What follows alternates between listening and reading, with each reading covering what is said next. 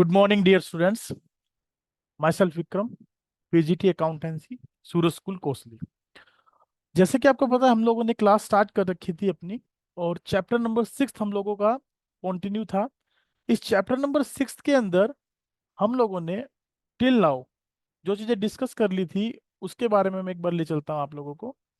अब तक हमने इसमें जो पढ़ा था, that is related to company. Company का मीनिंग क्या है, कंपनी की फीचर्स क्या है ना, और कंपनी की कितने प्रकार की होती है, इनके बारे में हम लोग अब तक पढ़ चुके थे। Meaning, characteristics, kinds of company. और चैप्टर का नाम क्या है? Accounting for share capital. Accounting for share capital.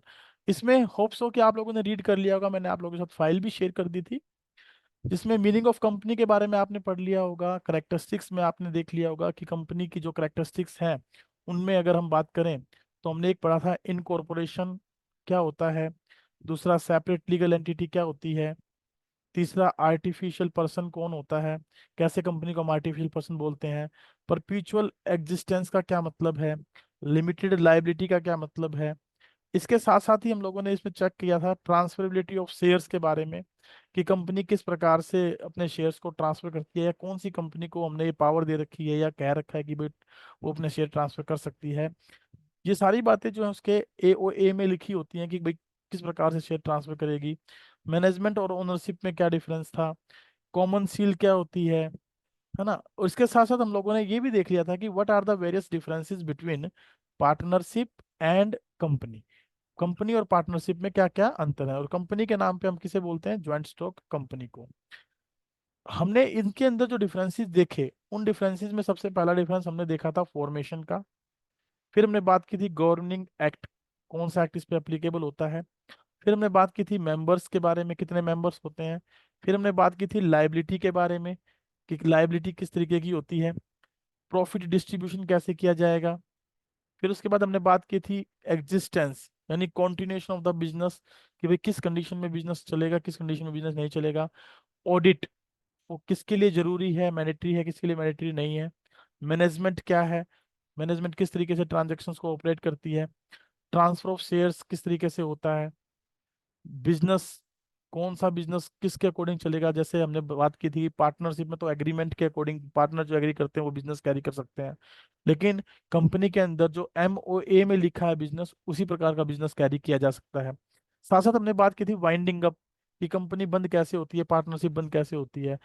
हमने इसमें ये भी देखा था कि कंपनी एक्ट 2013 में एक प्रिस्क्राइब्ड प्रोसीजर दिया गया है, अकाउंटिंग प्रोसेस दिया गया है, वाइंडिंग अप प्रोसेस दिया गया है, उसके अकॉर्डिंग कंपनी को हम वाइंड अप कर देते हैं। जबकि इसमें इंसॉल्वेंसी एक्ट अप्लाई होता है अगर कोई पार्टनर्स अपने डेट्स की पेमेंट नहीं कर पाते हैं तो, या फिर गार्नर वर्सेस मुरे रूल मैंने आप लोगों को बताया था कि उसको हम यहाँ अप्लाई करके चलते हैं।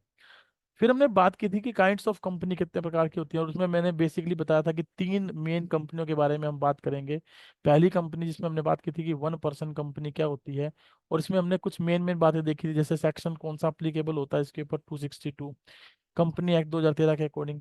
ओपीसी का मतलब हमने बात की थी कि वन पर्सन कंपनी होता है, और इसमें ये बताया था कि केवल एक ही पर्सन होता है वो मेंबर होता है, और मैक्सिमम भी एक ही मेंबर होता है।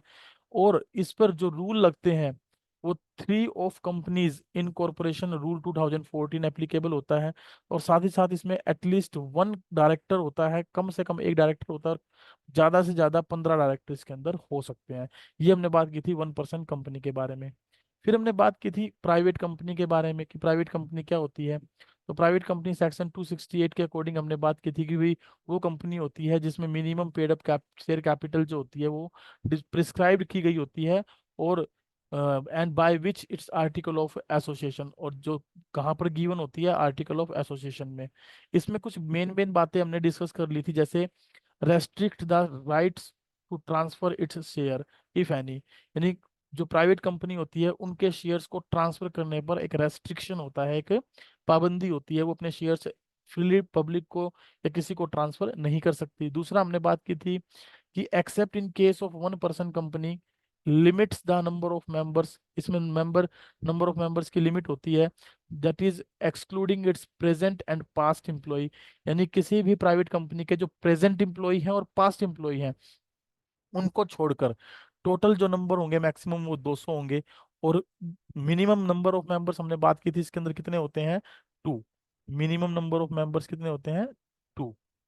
तो ये भी हमने बात कर ली थी। उसके बाद हमने बात किया था कि भाई where shares are held for two और more person jointly they shall be treated as a single member. जहां पर अगर किसी पर्सन के पास शेयर ज्वाइंट अकाउंट में है तो वहां पर उस मेंबर को एक ही मेंबर माना जाएगा।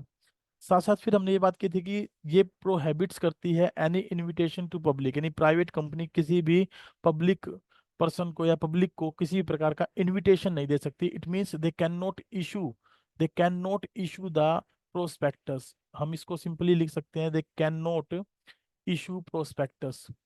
ये प्रोस्पेक्टस इशू नहीं कर सकती। इशू प्रोस्पेक्टस, अगर ये प्रोस्पेक्टस इशू नहीं कर सकते तो क्या इशू करते हैं, तो ये इशू करते हैं in lieu of prospectus. In lieu of prospectus एक प्लेन पेपर पर अपनी कुछ कंडीशंस लिखकर ये उसको जारी करते हैं, उसको इशू करते हैं। It is a company by which company which is should at least have two directors. यानी एक बात इसमें हमने ये भी देखी थी कि इसमें कम से कम कितने डायरेक्टर होने चाहिए, दो डायरेक्टर होने चाहिए, but not more than 15 director. लेकिन 15 डायरेक्टर से ज्यादा इसमें नहीं हो सकते हैं।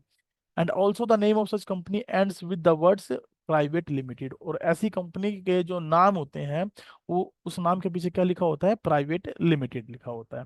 ये सब बातें अब तक हमने की थी और साथ साथ हमने देखा था पब्लिक कंपनी के बारे में भी। आइए पब्लिक कंपनी को भी एक बार देख लेते हैं। पब्लिक कंपनी के बारे में जो हमारी बात हुई थी वो क्या हुई थी कि सेक्शन 271 में पब्लिक कंपनी को डिफाइन किया गया है कि वो कंपनी जो कि प्राइवेट कंपनी नहीं होती है, जो कि प्राइवेट कंपनी नहीं होती है उसे पब्लिक कंपनी कहते हैं। दूसरा, इसकी minimum paid up share capital में भी प्रिस्क्राइब्ड बताई गई होती है। And is a private company being a subsidiary of a company which is not a private company. यानी एक ऐसी कंपनी, कोई प्राइवेट कंपनी जो कि किसी कंपनी की सब्सिडरी है तो उसको भी हम इसमें शामिल नहीं करते हैं। Such company must have at least 7 members. इसमें कम से कम कितने मेंबर होने चाहिए, 7। अगर डायरेक्टर्स की बात करें तो कम से कम इसमें कितने डायरेक्टर होंगे, 3। और मैक्सिमम कितने होंगे, 15। और इन पर किसी प्रकार का कोई रेस्ट्रिक्शन नहीं है मैक्सिमम नंबर ऑफ मेंबर्स पर। मैक्सिमम नंबर ऑफ मेंबर्स कितने भी हो सकते हैं इसके अंदर। और ऐसी कंपनियों को अपने नाम के पीछे लिमिटेड वर्ड लगाना कंपलसरी है, लिमिटेड वर्ड लगाना जरूरी है। उसके बाद हम कुछ बात करते हैं कंपनियों की on the basis of limited liability company, unlimited liability company and company limited by guarantee. कुछ कंपनियां लिमिटेड लाइबिलिटी कंपनियां भी होती हैं, कुछ अनलिमिटेड लाइबिलिटी कंपनियां भी होती हैं, कुछ कंपनियां लिमिटेड बाय गारंटी भी होती हैं। तो इन तीनों कंपनियों के बारे में और देख लेते हैं। ये आपकी बुक में भी गिवन होगा, आप अगर बुक देखेंगे तो आपको ये मिल जाएंगी पहले दूसरे पेज पे ही। लिमिटेड लाइबिलिटी कंपनी क्या होती है, देखिए लिमिटेड लाइबिलिटी कंपनी का मतलब होता है जो लिमिटेड बाय शेयर्स। यानी लिमिटेड बाय शेयर्स का सिंपल सा मतलब आप समझें, किसी कंपनी के मेंबर के पास, किसी शेयर होल्डर के पास, मैंने आपको बताया था एग्जांपल देके, अगर 200 शेयर हैं और एक शेयर की फेस वैल्यू 100 रुपए की है तो he is liable only for rupees 20,000। 20,000 रुपए के लिए ही वो केवल लाइबल होगा, इससे ज्यादा का पैसा उससे हम नहीं ले पाएंगे। इसे बोलते हैं लिमिटेड लाइबिलिटी कंपनी, जिसमें मेंबर्स की लाइबिलिटी कैसी मानी गई है, लिमिटेड मानी गई है। Company having the liability of its member limited by the memorandum of the amount if any unpaid on shares respectively held by them। it means कि अगर ये 20,000 रुपये उससे लेने हैं और इसमें से भी अगर उसने मुझे 10,000 रुपये दे रखे हैं तो बाकी जो बैलेंस बचा 10,000 का, he is only liable for this 10,000। This is the meaning of this line, unpaid on shares respectively held by them. उसका मतलब ये हमारा यहाँ क्लियर होता है। ठीक है, सॉरी, बताइए क्या यहाँ तक आपको क्लियर हो गया, वेरी गुड। अगर क्लियर हो गया तो चलिए आगे चलते हैं। दूसरा, नेक्स्ट कंपनी है हमारे पास इसमें, unlimited liability company. Unlimited liability company ये कौन सी कंपनी होती हैं, जिनमें मेंबर्स की लाइबिलिटी अनलिमिटेड मानी गई है। As per section 292 of company act 2013 it is a company where the liability of its member is unlimited. मैंने आपको बताया था कि ऐसी कंपनियां आजकल हमारे यहाँ देखने को नहीं मिलती, फिर भी ऐसी कंपनियों के एग्जाम्पल आपको मैक्सिमम अहमदाबाद साइड में देखने को मिल सकते हैं। आप अगर सर्च करेंगे नेट पर तो अहमदाबाद, अहमदाबाद में आपको मैक्सिमम कंपनियां ऐसी ही दिखाई देंगी, अनलिमिटेड लाइबिलिटी कंपनी। आप वहां पर इनके एग्जांपल को फाइंड आउट कर सकते हैं। Therefore the event of winding up of such company, debts of company shall be met from private property of the members। और जैसे पार्टनरशिप फर्म में होता था ना कि अगर पार्टनर्स अपनी लायबिलिटी पेड नहीं कर पाए तो उनकी प्राइवेट एसेट्स को बेचकर हम पैसा कंप्लीट कर लेते, तो वैसे ही यहाँ पर भी क्या होगा कि पार्टनर्स अगर यहाँ पर शेयर होल्डर अपना पैसा पेड नहीं कर पाए, कंपनी अपने डेट्स पेड नहीं कर पाए, तो मेंबर्स की पर्सनल प्रॉपर्टी को बेचकर यहाँ पैसा पूरा किया जा सकता है। थर्ड वन हमारे पास है कंपनी लिमिटेड बाय गारंटी। कौन सी कंपनी? Limited by guarantee. ऐसी कंपनियां जिसमें कि मेंबर्स की जो लाइबिलिटी है वो किसी ना किसी द्वारा गारंटीड की गई होती है। As per section 221 of company act 2013, it is a company having the liability of its member limited by memorandum to such amount as the members may respectively undertake to contribute the assets of company in the event of its being wound up। It means कि ऐसी amount के लिए memorandum guarantee देता है जिसमें कि members में respectively undertake to contribute the assets, यानी मेंबर्स इस बात के लिए राजी हो जाते हैं, इस बात के लिए हामी भर लेते हैं कि भाई अगर कंपनी अपने डेट्स पूरे नहीं कर पाए वाइंडिंग अप पे, तो हम अपनी इन एसेट्स को कंट्रीब्यूट करेंगे उस लायबिलिटी को पूरा करने के लिए। तो ये सब हमने पढ़ा टाइप्स ऑफ कंपनीज में। आइए एक इंपॉर्टेंट डिफरेंस हम पढ़ लेते हैं related to difference between one person company, private company and public limited company. इनके आधार पर हमारे पास एक वन मार्कर क्वेश्चन हमसे एग्जाम में पूछ लेता है, एक नंबर का क्वेश्चन हमसे इसमें पूछा जा सकता है। तो हम इनके जो डिफरेंसेस हैं उनमें मेन मेन बातें देखते हुए चलेंगे। सबसे पहले हम बात करेंगे नंबर ऑफ मेंबर्स की। देखिए इसमें तो कोई डाउट ही नहीं है, जैसे नाम से क्लियर है, इसमें मिनिमम और मैक्सिमम नंबर ऑफ मेंबर्स एक ही होता है। जबकि प्राइवेट कंपनी के अंदर मिनिमम और मैक्सिमम नंबर ऑफ मेंबर्स की बात करें तो मिनिमम 2, मैक्सिमम 200 होते हैं, जिसमें प्रेजेंट और पास्ट मेंबर्स को एम्प्लॉयज मेंबर्स को हम छोड़ देते हैं, ठीक है। और यहाँ पर मिनिमम 7 होते हैं और मैक्सिमम की कोई लिमिट नहीं होती है। दूसरा अगर हम बात करें नंबर ऑफ डायरेक्टर्स की, तो नंबर ऑफ डायरेक्टर्स में अगर हम बात करें तो यहाँ पर कम से कम एक डायरेक्टर होना जरूरी है और मैक्सिमम 15 हो सकते हैं। और यहाँ पर कम से कम 2 डायरेक्टर होने जरूरी हैं प्राइवेट कंपनी में और मैक्सिमम 15 हो सकते हैं। और पब्लिक कंपनी में कम से कम 3 डायरेक्टर का होना जरूरी है और मैक्सिमम 15 हो सकते हैं। इसका मतलब मैक्सिमम नंबर ऑफ डायरेक्टर तो तीनों में सेम है, 15। लेकिन वन पर्सन में एक, प्राइवेट में 2 और पब्लिक कंपनी में 3 डायरेक्टर का एटलीस्ट होना कंपलसरी है। प्रोस्पेक्टस की अगर बात करें तो देखिए वन पर्सन कंपनी को तो जरूरत ही नहीं है प्रोस्पेक्टस की, और ऐसे प्राइवेट कंपनी को भी जरूरत नहीं है क्योंकि ये पब्लिक को शेयर इशू नहीं करती। तो केवल प्राइवेट जो पब्लिक लिमिटेड कंपनी होती है required to issue prospectus to invite the public to subscribe the shares and if not a prospectus, इसकी कंडीशन पे statement in lieu of prospectus वो क्या कर सकती है, फाइल कर सकती है विद रजिस्ट्रार ऑफ कंपनी। अगर वो प्रोस्पेक्टस इशू नहीं कर रही तो statement in lieu of prospectus अगर कंपनी के मेमोरेंडम में दिया गया है तो प्राइवेट कंपनी के द्वारा भी वो क्या किया जा सकता है, इशू किया जा सकता है, लेकिन पब्लिक को शेयर इशू करने के लिए नहीं। जनरली ये शेयर किन को इशू करते हैं, अपने फ्रेंड सर्कल, अपने फ्रेंड सर्कल को, या बड़ी बड़े जो फाइनेंशियल इंस्टीट्यूशंस होते हैं, फाइनेंशियल इंस्टीट्यूशंस उनको, या फिर रिलेटिव्स को। इनको ये अपने बेसिकली क्या करते हैं, शेयर से इशू करते हैं। और ध्यान रखिए जो इस तरीके से प्लेसमेंट की जाती है उस प्लेसमेंट को हम बोलते हैं प्राइवेट प्लेसमेंट। क्या बोलते हैं, प्राइवेट प्लेसमेंट। एक टर्म आएगी हमारी बुक के अंदर, हमारे टॉपिक के अंदर, प्राइवेट प्लेसमेंट क्या होता है। तो private placement means issuing the shares to some selected parties, कुछ सिलेक्टेड पार्टीज को शेयर इशू करना प्राइवेट प्लेसमेंट कहलाता है। चलिए आगे चलते हैं। Article of association. देखिए एओए आपने 11th क्लास में भी पढ़ा होगा, हमारे पास दो प्रकार के इंपॉर्टेंट डॉक्यूमेंट होते हैं। एक का नाम है आर्टिकल ऑफ एसोसिएशन, दूसरे का नाम क्या है, मेमोरेंडम ऑफ एसोसिएशन। ठीक है, मेमोरेंडम ऑफ एसोसिएशन, इसके अंदर तो हमें वेरियस क्लोजेस दिए गए होते हैं, वेरियस क्लोजेस दिए गए होते हैं जिसमें ये बताया गया होता है कि कंपनी का ऑब्जेक्ट क्या होगा, कंपनी का नाम क्या होगा, कंपनी की कैपिटल क्या होगी, प्लेस क्या होगा, बिजनेस कहाँ पर चलेगा, बिजनेस किस नेचर का होगा, ये बातें इसमें लिखी होती हैं। आर्टिकल ऑफ एसोसिएशन किसके लिए जरूरी है और किसके लिए जरूरी नहीं है, देखिए ये जो ओपीसी कंपनी है, स्पेशल आर्टिकल ऑफ एसोसिएशन की इसको क्या होती है, रिक्वायरमेंट होती है, इसका स्पेशल आर्टिकल ऑफ एसोसिएशन होता है। ऐसे ही प्राइवेट कंपनी के लिए भी स्पेशल आर्टिकल ऑफ एसोसिएशन होता है। जबकि पब्लिक कंपनी के पास यदि आर्टिकल ऑफ एसोसिएशन नहीं है तो वो टेबल एफ के प्रोविजंस को अप्लाई कर सकती है एज पर कंपनी एक्ट 2013, और it can have its own article of association clauses different from those given in table F. यानी कि टेबल एफ ये ओवर को जो है ना कंटिन्यू कर सकती हैं अगर इनके पास खुद का एओए नहीं है। तो ये किस टेबल को अप्लाई कर सकती हैं, टेबल एफ को। ध्यान रखिएगा, एक क्वेश्चन आ जाता है 1 नंबर का इसमें से, कि कंपनी का यदि एओए नहीं है, जिसमें कंपनी को ये बताया गया है कि कंपनी क्या करेगी, किस तरीके का बिजनेस है, उसकी पावर्स क्या है, तो ये बताया गया है अगर ये नहीं है तो कंपनी एओए के प्लेस पर टेबल एफ को इम्प्लीमेंट कर सकती है। और टेबल एफ के बेस पे हम बहुत सारे डिसीजंस लेते हैं, जैसे इंटरेस्ट जो है कॉल सिनेरियो पे कितना देना है, कॉल सिनेरियो पे कितना लेना है, कॉल एडवांस पे कितना देना है, इस तरीके की बातें टेबल एफ में हमें बताई गई हैं। चलिए नेक्स्ट है हमारे पास नेम ऑफ द कंपनी, कि किसी भी कंपनी का जो नाम होगा वो क्या होगा, किस तरीके से डिफाइन होगा। तो it uses the word OPC as part of its name. जब भी ओपीसी कंपनी होती है वो अपने नाम के साथ OPC company, OPC word use करती हैं।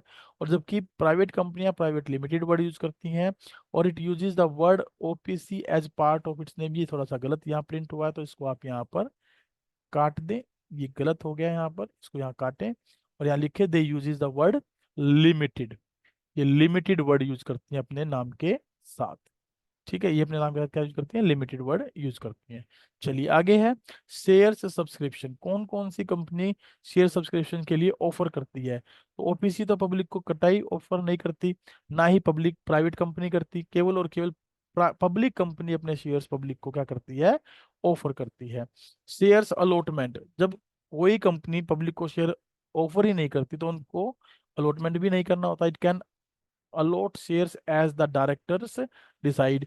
ये अपने शेयर्स जो है ना अलॉट किनको करते हैं, जैसे डायरेक्टर, इनको डायरेक्टर बोलता है। डायरेक्टर का मतलब है कि भाई ये फ्रेंड सर्कल में बांटने हैं, फाइनेंशियल इंस्टीट्यूशन को देने हैं, रिलेटिव्स को देने हैं, किसको देने, डायरेक्टर डिसाइड करता है। It can allot shares only if minimum subscription has been received.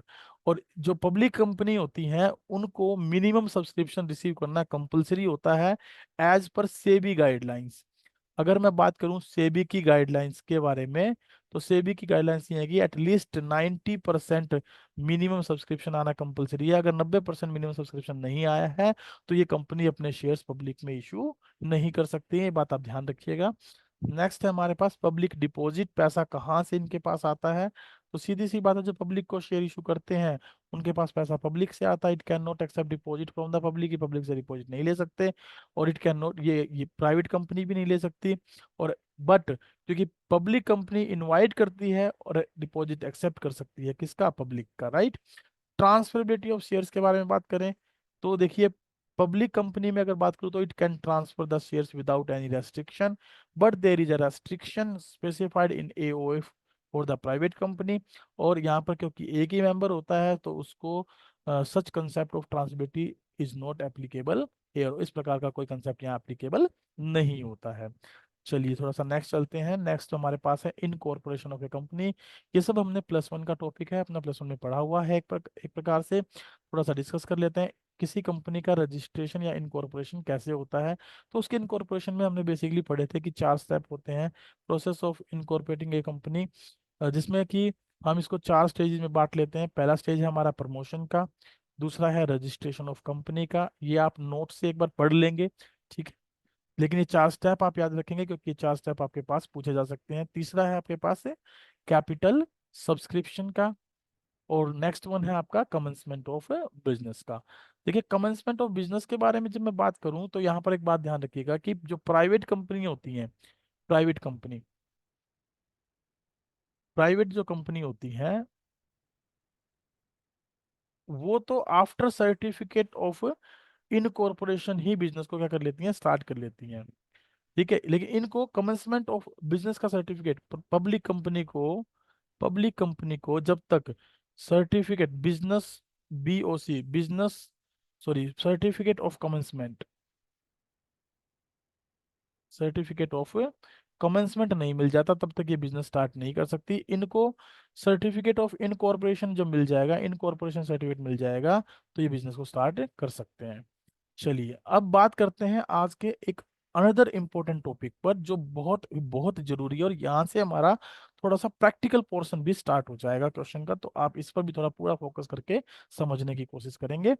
सबसे पहले हम बात करेंगे मीनिंग के बारे में, क्लासेस के बारे में, किसके, ऑफ शेयर्स, किसी कंपनी के शेयर्स के बारे में। ठीक है, किसी कंपनी के जो शेयर्स होते हैं उसी से कंपनी को क्या मिलती है, शेयर कैपिटल मिलती है।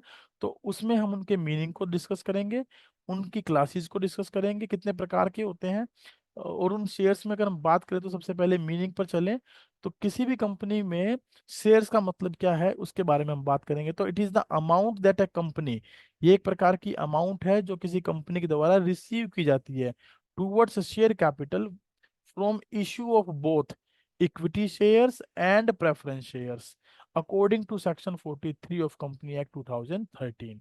Shares capital of any company can be broadly into two type और two classes। ये दो प्रकार से क्लासिफाइड की जा सकती है, जिसमें पहला होता है प्रेफरेंस शेयर और दूसरा होता है हमारे पास इक्विटी शेयर्स। तो ध्यान रखिएगा, प्रेफरेंस शेयर और इक्विटी शेयर में हम लोग इस तरीके से इनको क्या कर सकते हैं, क्लासिफाई कर सकते हैं। अब बात करें, छोटी सी बात आप यहाँ नोट करके चलेंगे, मैं लिख देता हूं। जो इक्विटी शेयर्स होते हैं बेटा, उनके बारे में आप लिख लें, इनको इन जनरल ऑर्डिनरी शेयर बोला जाता है। ऑर्डिनरी शेयर, देखिए इनका नाम तो है ऑर्डिनरी शेयर्स, लेकिन इनका काम बहुत असाधारण होता है, क्योंकि इन्हीं ये वही शेयर होल्डर हैं जो एक्चुअल ओनर माने जाते हैं किसी कंपनी के। एक्चुअल ओनर, ओनर तो प्रेफरेंस शेयर होल्डर भी होते हैं, ये भी ओनर ही होते हैं, लेकिन एक्चुअल ओनर कौन होते हैं, ordinary share holder, equity share holder. इनको वोटिंग राइट दिया होता है कंपनी के द्वारा, इनको वोटिंग राइट मिलता है, इसलिए इनको हमने एक्चुअल ओनर के तौर पे सम्मानित किया है। ठीक है, classes of kinds of shares की अगर बात करें तो उनमें सबसे पहले हम बात करते हैं प्रेफरेंस शेयर के ऊपर। ये भाई सेक्शन 43, सेक्शन कौन सा, 43 of B sub clause company act 2013 के अकॉर्डिंग प्रेफरेंस शेयर क्या होते हैं, they are shares that carrying the two preferential right. इनको दो प्रेफरेंशियल राइट होते हैं प्रेफरेंस शेयर होल्डर को, उन्हीं को हम क्या बोलते हैं, प्रेफरेंस शेयर होल्डर्स बोलते हैं। पहला राइट होता है कि इनको डिविडेंड जो मिलेगा वो बिफोर मिलेगा, पहले मिलेगा, किससे, इक्विटी शेयर होल्डर से। दूसरा, इनका जो डिविडेंड होगा वो फिक्स रेट से दिया जाएगा, किससे दिया जाएगा, फिक्स रेट से दिया जाएगा, या फिक्स अमाउंट इनको डिविडेंड के तौर पे मिलेगी। ये फ्री ऑफ और subject of to income tax, यानी कि ये जो डिविडेंड होगा, ये डिविडेंड क्या हो सकता है, या तो टैक्स फ्री हो सकता है, या तो ये टैक्स फ्री हो सकता है, या टैक्सेबल हो सकता है। It is given as per the clause, जैसा दिया गया हम उस तरीके से इसको फॉलो करके चलेंगे। दूसरा, right to receive capital before equity shares in the event of winding up of a company. दूसरा, इनको एक राइट मिलता है किसी भी कंपनी के वाइंडिंग अप पे इनकी कैपिटल की पेमेंट भी सबसे पहले की जाएगी, किससे पहले की जाएगी, बल्कि इक्विटी शेयर होल्डर से पहले। लेकिन ध्यान रखिएगा, कंपनी पैसा केवल इक्विटी शेयर होल्डर या प्रेफरेंस शेयर होल्डर से ही कलेक्ट नहीं करती, कई बार उसको डेट कैपिटल भी लेनी पड़ती है, उधार का पैसा भी लेना पड़ता है। तो उस कंडीशन में अगर पेमेंट का प्रोसेस देखेंगे तो सबसे पहले डेट्स को पेमेंट जाएगी, और उसके बाद दूसरे नंबर पर पेमेंट होगी प्रेफरेंस शेयर होल्डर को, और फिर तीसरे नंबर पर पेमेंट होगी इक्विटी शेयर होल्डर को। तो पहली पेमेंट डेट्स को जाएगी, दूसरी प्रेफरेंस शेयर होल्डर को, तीसरी इक्विटी शेयर होल्डर को। तो डेट्स का मतलब यहाँ पर हमारी लाइबिलिटीज से है, तो पहले अगर आउटसाइडर लाइबिलिटीज हैं तो उनको पेमेंट की जाएगी, फिर प्रेफरेंस शेयर होल्डर को, फिर इक्विटी शेयर होल्डर को। ये बात आपको पूरा पूरा ध्यान रखना है। ठीक है, चलिए आगे चलते हैं। प्रेफरेंस शेयर्स को हमने क्लासिफाइड किया है अलग अलग कैटेगरी में, तो आपसे क्वेश्चन पूछा जा सकता है, उस पर भी आपने फोकस रखना है। Preference shares can be classified with reference to, एक तो डिविडेंड के बेस पे, देखिए डिविडेंड के बेस पे दो प्रकार के होते हैं, कॉमुलेटिव, नॉन कॉमुलेटिव।